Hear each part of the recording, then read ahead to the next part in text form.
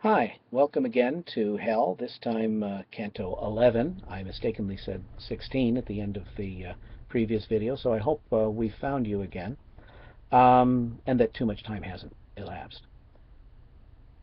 Dante and Virgil are still traveling between the sixth circle of hell and the seventh circle, and they descend into the seventh circle and have to wait to acclimate themselves to the stench. It's getting harder and harder to breathe. It stinks so much in hell. Um, Virgil takes this time to kind of step back and explain the last three circles of hell. Uh, and this is a pattern that Dante will follow in the next two cantiche, the in Paradiso and in Purgatorio. He will progress fairly far into each place before he has Virgil, before he explains. It won't be Virgil actually much longer. Um, Before he explains about the structure. Okay, so he talks about the nature of violence represented by the three circles we've just completed. And he says in line 31, violence can be done to God, to self, or to one's neighbor. And the wider circles at the beginning are horrible sins, but sins of incontinence, but all of those sins have only oneself as the person harmed.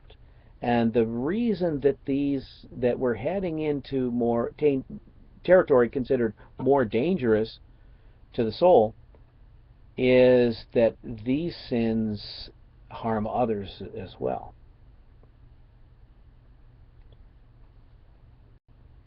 So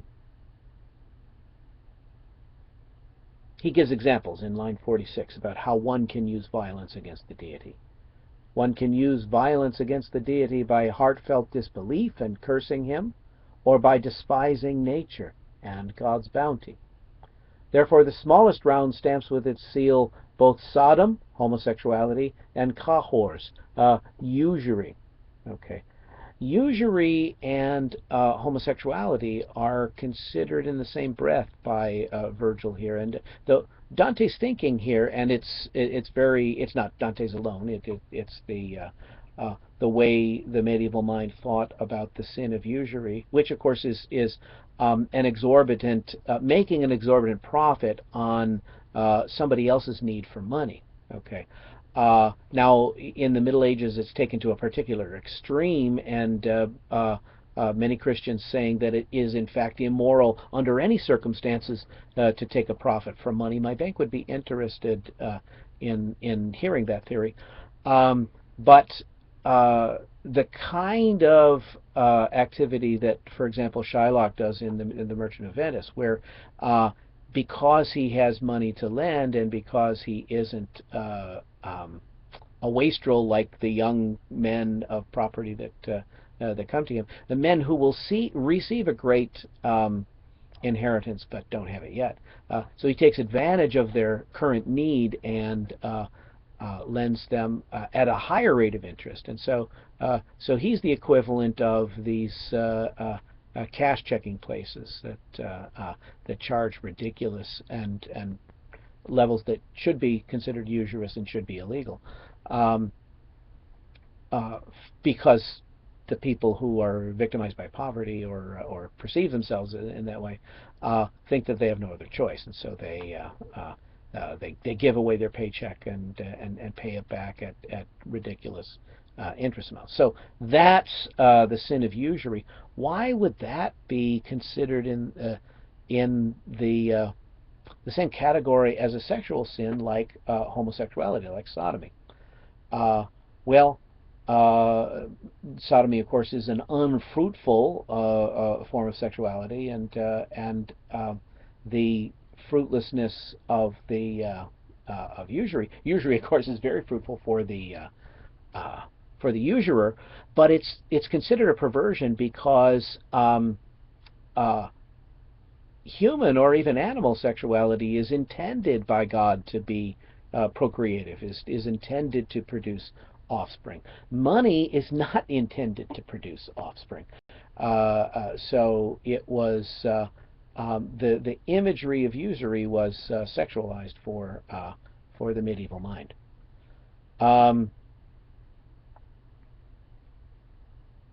Dante asks then, well, why aren't the members, the sinners in the previous circles, circles 2 through 5 that we just passed through, why aren't they here in this burning city of Dis, the city of hell?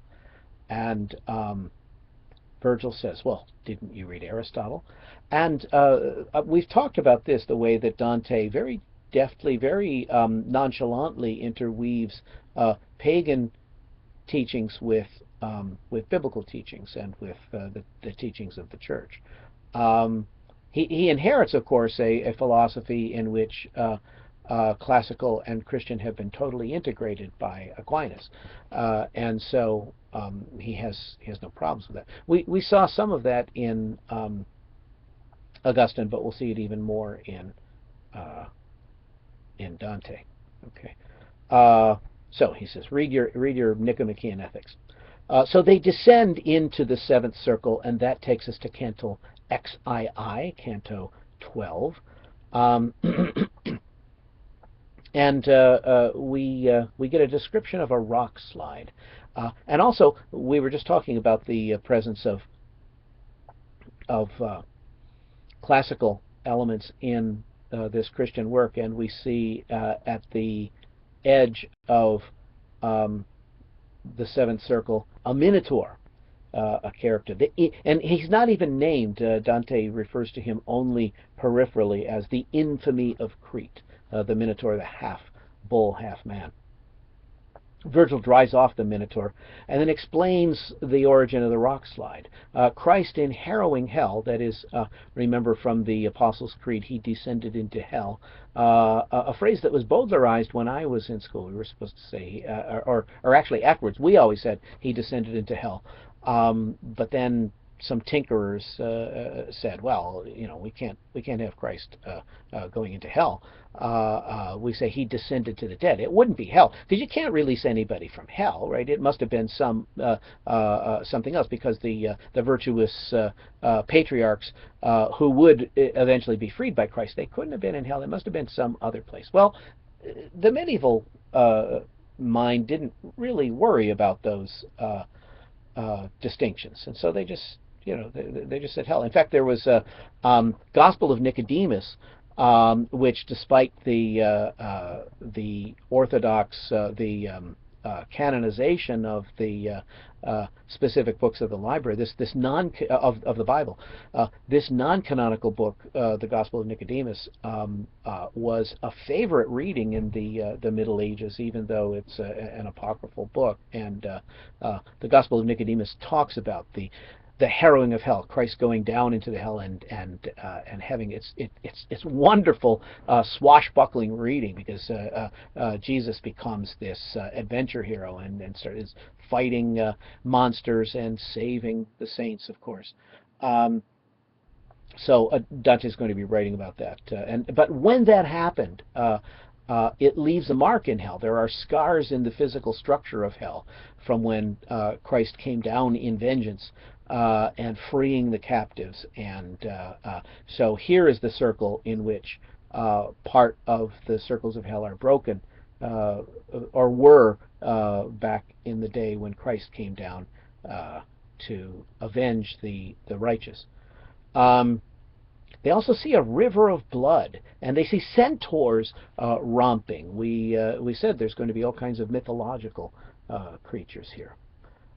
Virgil points out some of the more famous centaurs from classical mythology: Nessus, Chiron, Pholus.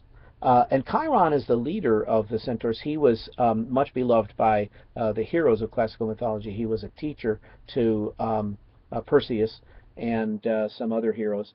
And it's Chiron who notices something. Here Dante uses a literary technique. I think I wrote this on the board the other day. In Dante's time, there was no name for this literary technique. It waited for Russian formalism of the 20th century for Viktor Shklovsky to come up with the term ostrenenyi, which means estrangement, or it's usually translated into English as a defamiliarization. So keep in mind that the people of hell think in hellish terms, and so they're amazed when they see Dante. Let's reverse the situation. Let's say we are in our backyard, and we see somebody walking toward us across our lawn, and not a blade of grass is bent as this person walks across the top of the grass, and that's not like our everyday experience. That's ridiculous. We say, hey, this guy isn't even bending the grass that he's walking on. And that's what happens when Nessus notices Dante. He says, have you noticed how the one behind, of course, Virgil would be first, and Dante is walking behind him. Have you noticed how the one behind moves everything he touches? Right? Remember, these people are shades, so if they approached a doorway like Casper the Friendly Ghost, they would pass right through. You know, if they moved their arm in front of a rock, it would go right through. This guy, when he brushes a rock with his arm, the rock moves. That's amazing. Okay, that's everyday experience for us, but from the point of view of the shades in hell, that's something that they haven't experienced since they were on Earth.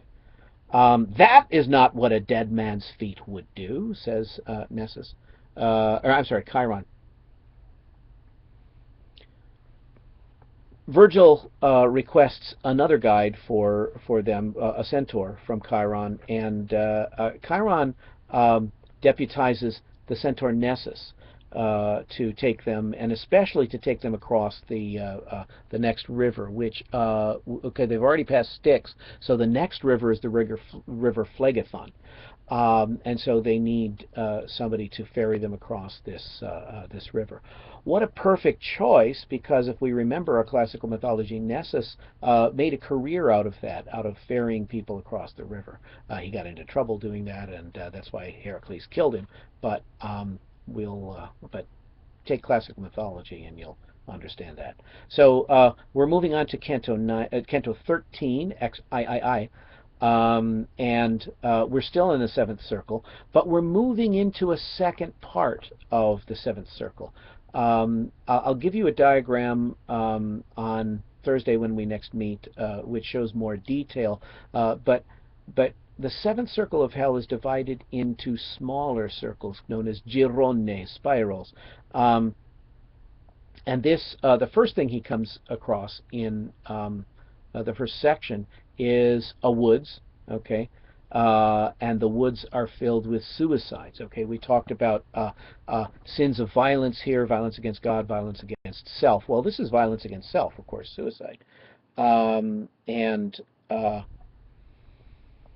Let's pick it up then at the beginning of Canto 13. Not yet had Nessus reached the other side when we were on our way into a forest that was not marked by any path at all.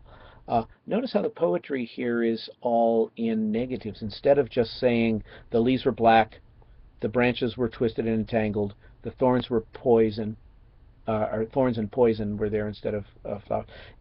We emphasize the negative, what's not there, what it isn't, and then what it is. No green leaves, but rather black in color. No smooth branches, but twisted and entangled. No fruit, but thorns of poison bloomed instead. No thick, rough, scrubby home like this exists, not even in Cecina in the north, to the north of Firenze. And Corneto, actually, no, I was wrong about that geography.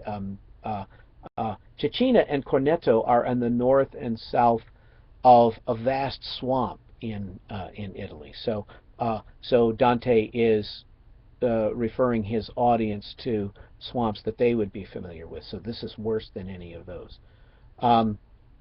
Dante breaks a branch, and just like this should be familiar, we saw something similar in the Aeneid.